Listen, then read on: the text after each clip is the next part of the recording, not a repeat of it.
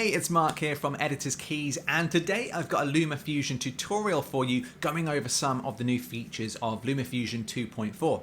Now, before we get started, I'm actually filming this on my iPhone 12 mini. I've been so impressed with the image quality coming out of this that I've started to think whether I could use the iPhone 12 mini as my go-to portable camera for when I just want to get out quick tips and quick bits of content for you guys. You know, what do you think of the quality? Let me know in the comment section below. And if you want to see the full review of the iPhone 12 mini, you can see that by clicking up here. Now, as I said, today we are going to be going through Lumafusion 2.4. They've just updated it and there are some really cool new features. Not only can you import 10-bit, but you've got HEVC support for transparency. You've got loads of things. And if you've got the new M1 MacBook Pro, you can also use Lumafusion on the desktop for the first time. And if you want to see that video, also click up here or check out the link in the description below. But I thought today would just be a good video to show you some of the new features, how you access them and how they work. So let's jump into the iPad and let's get into it. Okay, so we've jumped into Lumafusion, and the first most important thing I think most people are going to be excited about is Lumafusion now supports 10-bit HDR footage. So this means that you can now bring in that iPhone 12 footage, you can bring in that HLG footage you might be using on your Sony cameras, and let me just show you a couple of different timelines here and how you can use it to your advantage. So you can see here I've already set up a Dolby Vision 10-bit timeline and a Dolby SDR timeline. Now both of these projects are 10-bit, but they are a little bit different. So let me just show you how you set up a new project in 10-bit. So if we do a project, let's call it my project, let's do it 30 frames a second, let's do it 16 by 9. You can see here under color space, you now have the options for Rec 709, Rec 709 10-bit, wide gamut HDR HLG, and then HDR10 PQ, and then P3. Now, what do all of these options mean in layman's terms? Well, I would recommend creating a Rec 709 timeline if you're still using S-Log, if you're still using standard 8-bit footage coming from an iPhone, that kind of stuff, because Rec 709 is the most compatible and it will work best for most of your viewers. Where would you use HDR HLG? Well, this means it can import now that beautiful Dolby Vision footage coming from your iPhone 12, or you can film in HLG in most Sony cameras. But the problem is when you actually create an HDR project, and this is an HDR project here, let's open that up, you'll find that it looks fine in Lumafusion. Lumafusion does a fantastic job. You can export in HDR, so let's show you that. You can export here. When you've created this timeline, let's go to Movie, let's go to Files. You can see when we've created this HDR project, you can see it does export in wide gamut HDR HLG. Now, out of those three options, HLG is the one I would recommend going for if you are exporting an HDR project that you want to be the most compatible. Most TVs can view HDR HLG if they have HDR enabled, even some of the most basic HDR TVs. So that's the one I would recommend going for. But what's great about Lumafusion is they've added 10-bit Rec 709. So this means if you have, say, like this iPhone 12 mini footage that I've done, this is all 10-bit footage here that I've imported into a Rec 709 10-bit timeline. Now, what's great about this is you're using that 10-bit color space, but you're exporting it for Rec 709. And that means absolutely everyone can view your beautiful 10-bit footage.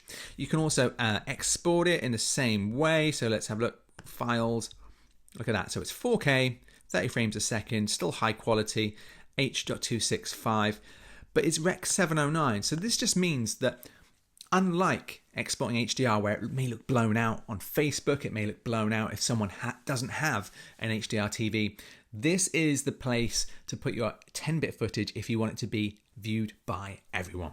And I really love that it works so well. There's just no stutter at all here. Let me just play a bit back.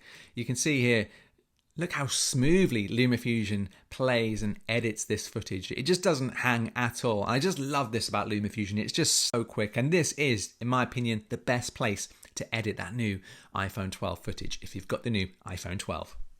Okay, so Lumafusion now has an improved keyer, and it really is improved over the previous version. So I've picked a pretty bad keyed image here. You can already see even on the green screen there's a shadow here. This is a lot lighter to this part here. So I'm just going to show you what Lumafusion can do. So let's double click in here and let's go to keyer and press chroma key. Now you can see Lumafusion has done actually a pretty damn good job of chroma keying that out. So there's a few more things that you can now do. So the first thing, let's just say that I think we're going to have big problems here because the bottom was darker, the top is a lot lighter. But you can now actually pick where you want the keyer to take its selection from. So if we go up here, let's go sort of somewhere in the middle.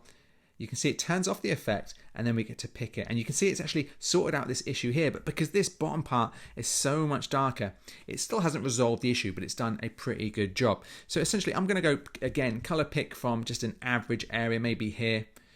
Oh, let's just do that again. Okay, let's do about there. And you can see that's actually a pretty good job. But what you can do is you can actually choose the mask and you can see what has and hasn't been color picked out.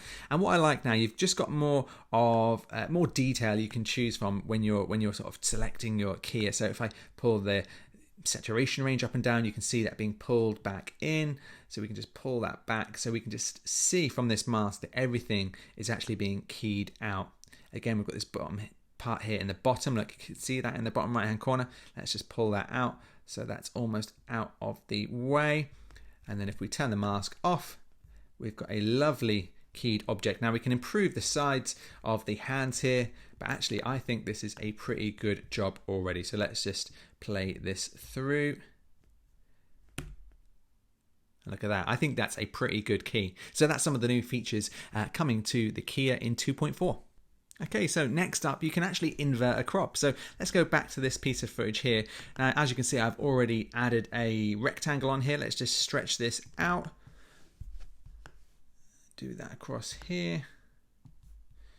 And then what we can do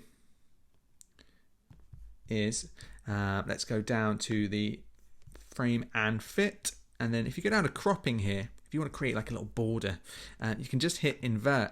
And then what you can do is actually choose your right, choose your top, choose your bottom, choose the, where's left gone? Left's up there, choose the left. So you can kind of invert a shape, which is really, really handy if you want to create a nice, you want to create some black bars, anything really. And you can, of course, keyframe this if you want it to animate in. But let's just say, let's create a really narrow one here. So we could actually create a title down here. Let's say we're happy with that. And let's just play that through. So there we go. That's a cool way that you can actually add some frames to your titles, or you can create some opening animations. I think that's really good. So that is the invert crop now in 2.4. So there we go. I hope this quick video has helped you understand some of the new features in Lumafusion 2.4. Remember, if you want to learn more about Lumafusion, we've got a ton of tutorials that you can see by clicking up here or checking out our Lumafusion playlist that I'll put in the description below. Leave me any questions or comments. As I promise, I do get back to every single one, and I'll see you in the next video.